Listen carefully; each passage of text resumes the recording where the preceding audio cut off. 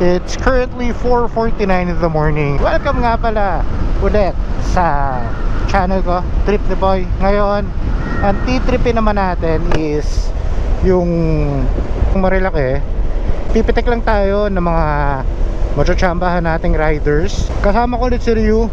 Nasa unahan na siya kasi may inaayos pa tayo. Pero we'll be going through C5 extension, going to Service Road, then Osmeña, then White Plains, tapos Antipolo na daw. Ayun nga, gamit na natin yung Hank na chin mount for the LS2 Stream 2. Okay siya, the angle is perfect. So ang kulang na lang natin ay ND filter. Bulin lang natin si Ryu at medyo nahuli tayo. Ayun, medyo nagkalituhan kami. Actually ako lang yung narito. Naiwan ako ni Ryu. Hindi ko alam yung daan doon. Hindi ako sanay dumaan doon sa Talaba Diversion Road. So okay lang, habulin ko na lang siya. Medyo pa umaga na. Magandang biyahe to. Makakita natin ang bagay-bagay. Kaso wala pa nga akong ND filter.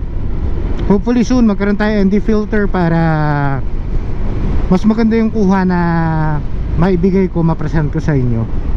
Stop over lang tayo sa Shell Observation Deck to gas up.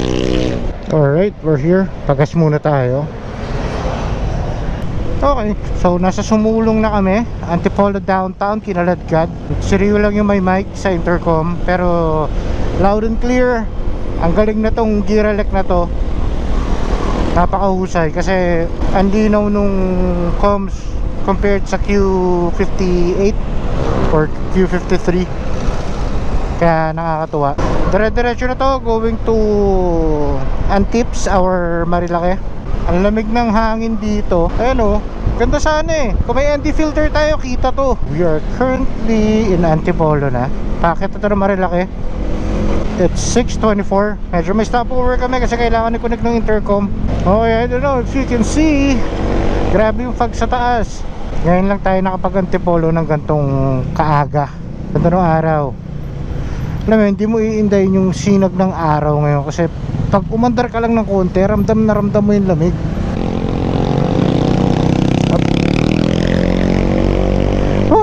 Si ate nag stutter step.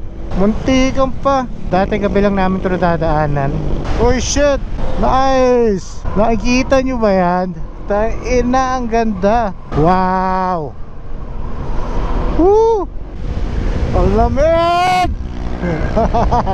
Napagtanto namin na kaya ayaw gumang intercom ko nung mic kasi rinig ko siya loud and clear, crisp, hindi na disconnect. Talagang yung headset yung may problema. The mic is not compatible.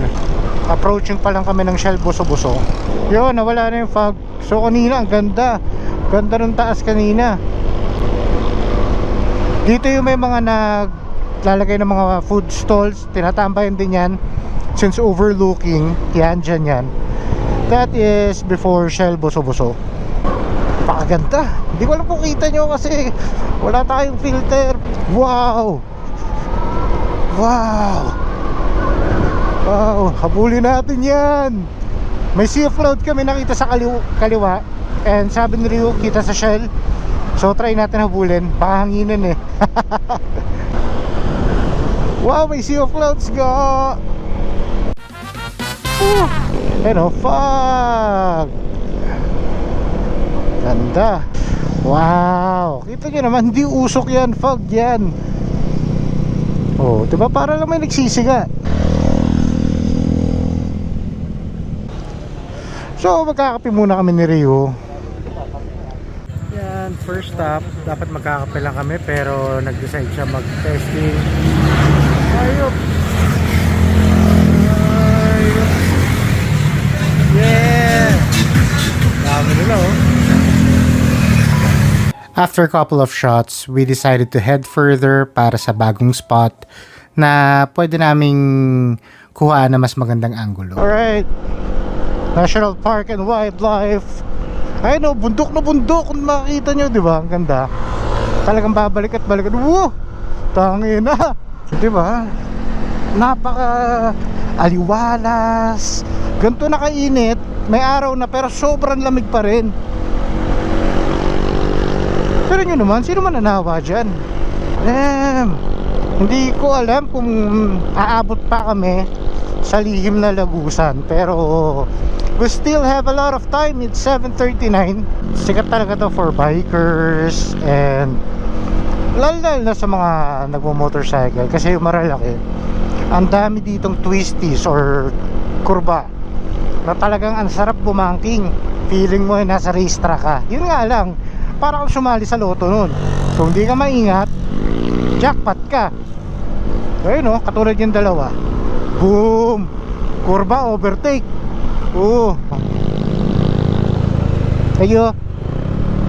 Yan o nga pala, sa mga andito sa Marilaki yun, may speed limit sila dito na 30. Dito na kami sa may Devil's Corner and wala kaming mahanap ng pwestuhan. Kanina may mga napitikan na kami, so may mga magandang shots naman. Balik kami and nakahanap kasi kami ng perfect spot para mamitik. Kung nakaabot ka sa point na to, thank you so much for watching. So we're currently entering Manukan. Ito yung Manukan kung tawagin. Ganda, ang presko, ang lamig. Yan, may mga tindahan dito. So yung mga bikers, mga nagmumotor, yan, dito ang stopover. Okay. So ito na yung napili naming second spot. Ang ganda kasi ng pwesto dito dahil incoming yung mga motorsiklo, mga kotse from a good curve. And ayan, malapit to sa Mahogany campsite. So we stayed here for about an hour and a half before we bounce out. Okay, so tapos na kami. Kakain muna kami. Tapos na kami sa unang memory card. Meron pa kaming 1,000 plus shots na bubunuin before mag-pack up. Baka mag-ilog kami after.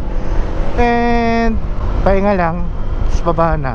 Diba, ang ganda dito. Kaya talagang bumabalik-balik kami dito. And maraming mga motorista rin talaga, even nakakotse, bumabalik dito. Sariwa nung hangin, wala masyadong traffic, and talagang napakasarap. So dito na tayo, Le Cafe. Dito yung usual spot namin. Medyo malayo pa kasi yung Jorgels. Sino ba namang hindi gaganahan kung habang kumakain ka o nagtsatsaa ka, ganyan yung makikita mo. Di ba, napakasarap. By the way, umorder kami ng pork silog at saka ng chicken inasal. After that, nagkape kami at nagtsaa. Sobrang inanto kami. Pero all worth it. Sarap tumambay dito.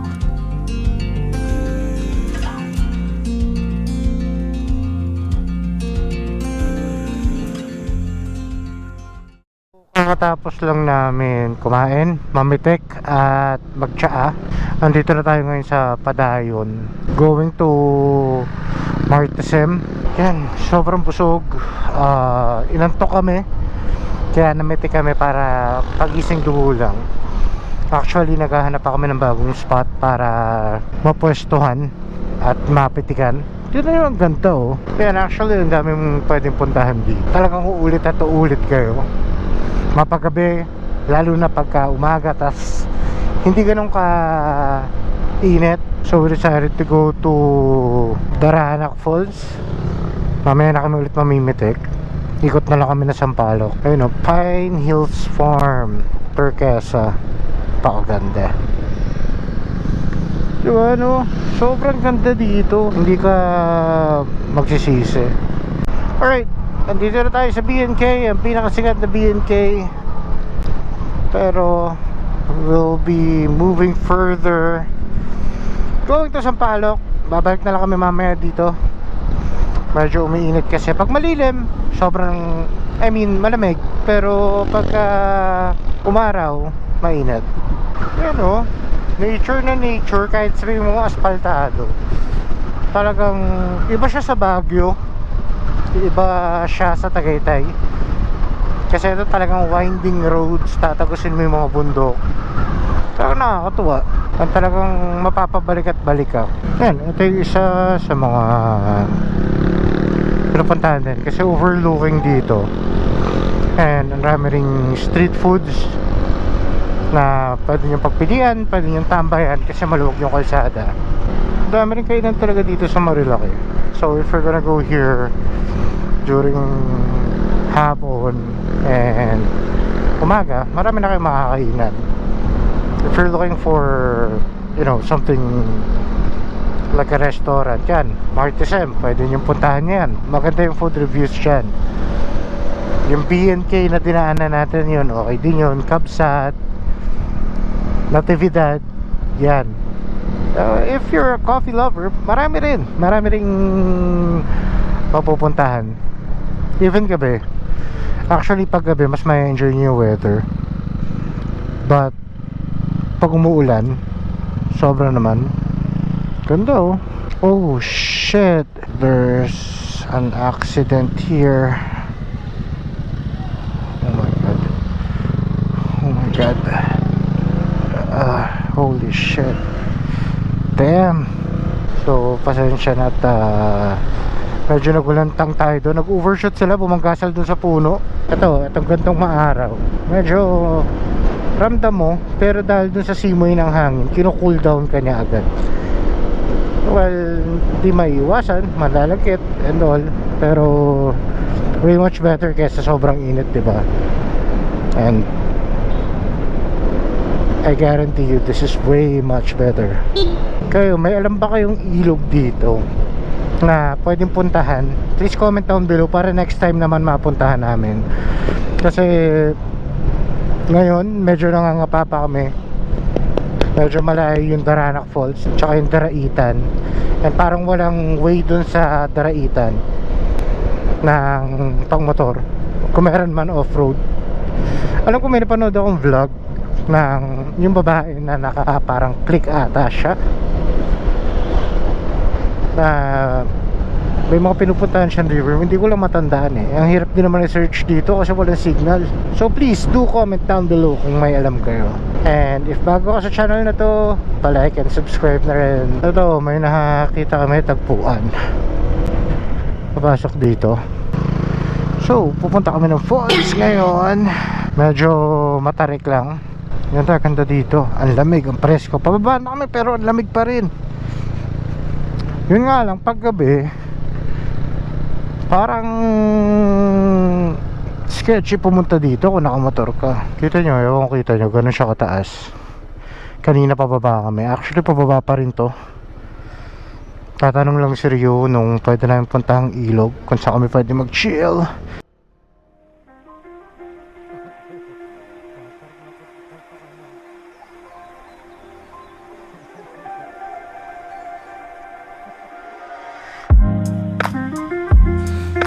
Pinaybay lang namin tong road na to. Sinunod lang namin hanggang makarating kami din sa parang waiting shed na magiging fork yung daan. So we went right and then nagulat kami kasi hindi namin in-expect na mag-off-road pala kami.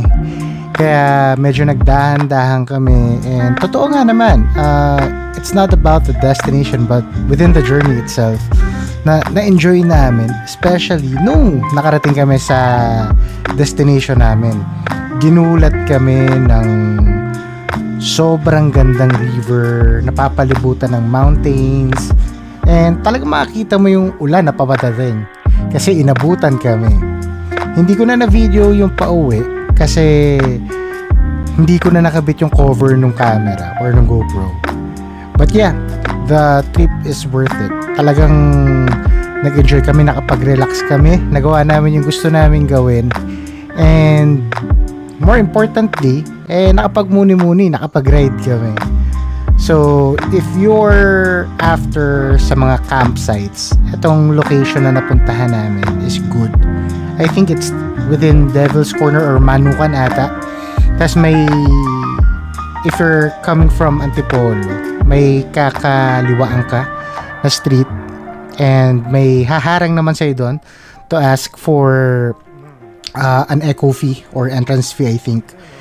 Yun, Dire-diretso na yan, mararating nyo na yung river, duduluhin nyo lang. Medyo kami kinwestiyon namin yung sarili namin kasi parang hindi natatapos yung daan. Hindi pa kami nakakarating dun sa unang humps na sinasabi nung guide. I want to take this opportunity as well to give a shout out sa mga talagang nanonood sa atin. Carl, Ryu, Man, sa Mrs. ko, kay Pam, kay Lucas, sa mga pamangkin, Ali, Vanna, Mika, shout out kay Kuya Vin and kay Ate Pleng. Also, sa mga nagwo-wonder kung saan nyo makikita yung mga pitik namin, follow us on Facebook, Ride Through My Lens. Ayan, ito yung dulo ng pinasukan namin.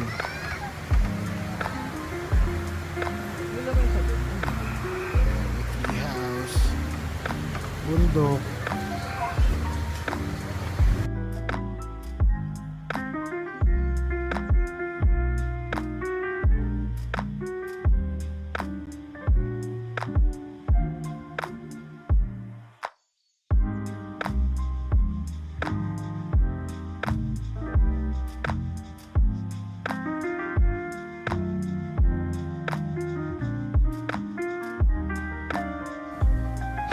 Ayan, aabutan na kami ng ulan. So dito ko natatapusin yung vlog. Thank you for watching and hanggang sa susunod na trip.